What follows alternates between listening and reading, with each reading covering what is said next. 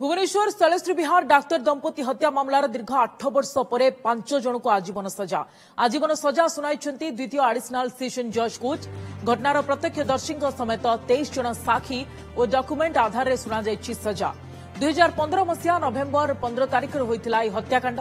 शैलेश्री विहार रहुथिबा doctor Praful मिश्र और doctor Sushma मिश्र को करा हत्या। सुषमांकर से दिन जन्मदिन थाए। मंदिर फेरिबा परे लुट उद्देश्य घरे प्रवेश करी अभियुक्त धारुआ अस्त्र हत्या करथिले। एथिरे मास्टरमाइंड थिले घरे थिबा दुई चाकराणी। निज स्वामी और भाई सहायता लुट करथिले चाकराणी। एथिरे बाधा देबारु डाक्तर दंपति को करा जायथिला हत्या। पांच जन जो माने हत्या करथिले सेमानको मध्ये तांकर जने बहु शुभ्रा मिश्र सी मध्ये घटना समय पाखापाखि से घर पाखे देखी टीआई पैरेड चिन्हट करते घटनास्थल मुदला दुई जनकर जी कि मुन्ना आलियास कमल खां आउ टिम्फा एमानकर टिप चिन्ह मिलता।